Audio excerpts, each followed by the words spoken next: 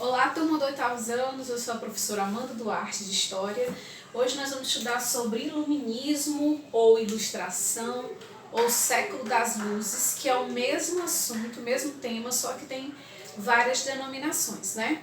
Ocorreu do século 17 e 18, porém, até hoje, perdura as ideias iluministas nas nossas leis, na nossa forma de pensamento.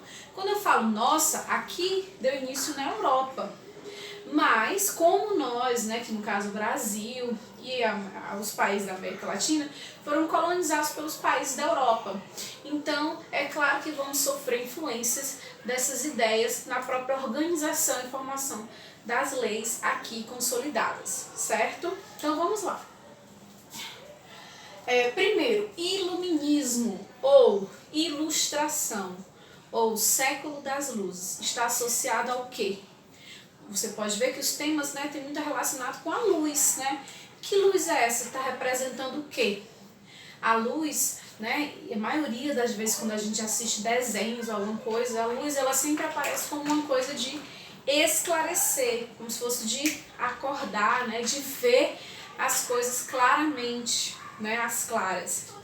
Então, o iluminismo ou o século das luzes ou ilustração, ele vem com essa denominação para até mesmo se desprender do que eles chamam da época da Idade Média, que era chamada Idade das Trevas, da escuridão. Então, os historiadores depois vão associar aí essa ideia de luz, iluminação, iluminismo, para dizer que esse período foi o período que começou a se desvincular de fato com as ideias medievais, com as ideias mais, os dogmas religiosos, influência total da igreja e tudo mais, certo? Inclusive, esse termo também, ele foi muito observado pelo Immanuel Kant, que é um pensador, um filósofo, assim que a gente chama de iluminista, que ele vai dar esse nome de ilustração, como um período de inovação de ideias, certo? Então veja, eu coloquei aqui como um movimento filosófico, científico, político,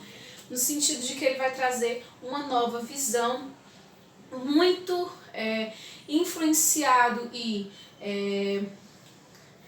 apoiado pela classe burguesa, que já estava muito bem já consolidando-se o seu poder, suas estruturas, até que depois vai eclodir aí as revoluções que a gente chama de revoluções burguesas, que a gente já viu como a Revolução Inglesa, as revoluções inglesas, na verdade, e depois vocês vão ver ainda esse ano sobre a Revolução Francesa, certo? Juntamente com esses movimentos, juntamente com essas revoluções, outros movimentos e acontecimentos vão ocorrer bastante influenciados pelas ideias iluministas. Por exemplo, a independência das 13 colônias, que é a independência dos Estados Unidos, que a gente vai ver ainda nesse bimestre. Alguns movimentos aqui do Brasil que ocorreram, que não chegaram a ocorrer, mas estavam se organizando, como Conjuração Mineira, Conjuração Baiana, Confederação do Equador. Enfim, são ideias que vão começar a surgir na Europa, mas que vão se espalhar para todo o mundo, certo? E principalmente para a cultura ocidental. Vamos lá. O que acontece? Não é um movimento onde várias pessoas vão se reunir e dizer nós somos iluministas, os pensadores e tal. Não. O que era? Cada qual tinha um pensamento diferente, cada qual dizia uma coisa, mas eles tinham em comum principalmente coisas que eles eram contrários. Então nem todos concordavam com todas as ideias entre si, mas tinham ideias parecidas e algumas delas concordavam-se no que eles eram contra.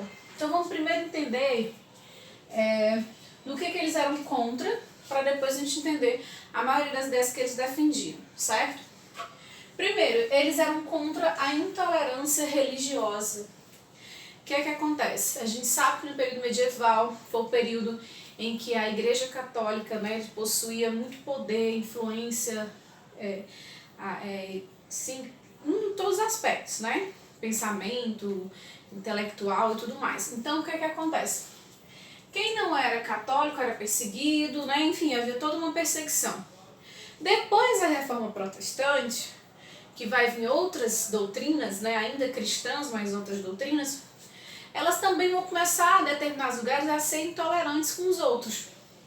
Então, por exemplo, na própria Inglaterra, como nós vimos, a igreja anglicana começou a perseguir outros, como os puritanos e os presbiterianos. Então já foi um conflito de religião. Então uma das coisas que eles eram mais contra era a intolerância religiosa. O que eles acreditavam? Ora, o governo ideal é um governo que ele não se mete, não se intervém na questão religiosa. Ele tem que deixar o indivíduo livre. Por isso que liberdade é um dos lemas mais defendidos por eles de forma geral. Porque a liberdade está relacionada a isso, né? Você ser livre de você poder acreditar, né, na religião que você quiser. Então eles eram contra a intolerância religiosa e contra a intolerância de ideias. Porque o que acontecia? Como existiam alguns reis, né, os monarcas absolutistas que possuíam um poder, né, absoluto em suas mãos, o que acontece? Eles perseguiam pessoas simplesmente por não concordarem com as ideias deles. Então, eles não concordavam com isso, até porque muitos deles eram contra as ideias monárquicas e eram perseguidos por isso. Então, eles defendiam a liberdade de expressão, de ideias, de pensamento, poder falar, me expressar, né, e não ser preso por isso, né? Isso, inclusive, é uma das principais ideias de Voltaire, certo? A liberdade de expressão.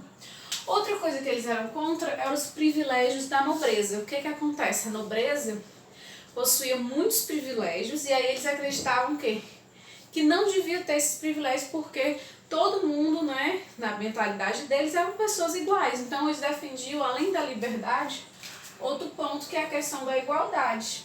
A igualdade nesse aspecto, de dizer que não é porque eu não sou filho de nobre que eu posso ter ou posso possuir ou não determinados privilégios. Então, eles queriam acabar com os privilégios da nobreza. Essas ideias, como eu falei, né, e depois vão se repercutir nas revoluções burguesas, a inglesa, a francesa e tudo mais, isso vai impactar muito justamente por quê? Porque a própria burguesia é que está ganhando força. Então, os burgueses, né, eles são uma classe que não são da nobreza. Uma nova classe que estava surgindo e foi crescendo, foi ganhando força e vai ser consolidada aí no período que a gente chama da Idade Moderna para a Idade Contemporânea, né? Então vamos lá. Então eles acreditavam, gente, no quê? No progresso pela ciência, pelo uso da razão, racionalidade, né? Eu preciso que as coisas sejam explicadas cientificamente. Eu não posso mais estar tirando coisas da cabeça ou da Bíblia para explicar determinadas coisas assim, mais racionais, que eu preciso de racionalidade, né? Então, assim, claro que essas ideias elas já foram antes muito alimentadas pelo próprio renascimento ocorrido nos séculos anteriores, né? Por exemplo, cientistas como Galileu Galilei, que estava reforçando a ideia do heliocentrismo, que era o Sol no centro, ou então a ideia da Terra, né, como não mais como plana, mas ela sendo oval, né, redonda, oval, redonda, enfim, que ela não é plana. Então todas essas ideias elas já vinham sendo ganhando força e aqui elas vão ganhando mais força até mesmo porque elas vão sendo explicadas cada vez mais pelo avanço da tecnologia científica e aí comprovando as ideias da ciência. Aqui a gente vai ter um grande cientista da época que é o Isaac Newton. Ele vai trazer diversas filosofias, teorias da física, né, trabalhando com a luz, trabalhando com a questão da gravidade, uma série de coisas que ele vai inovar e é claro que isso vai impactar muito com as ideias que ainda eram propagadas pela Igreja Católica, certo?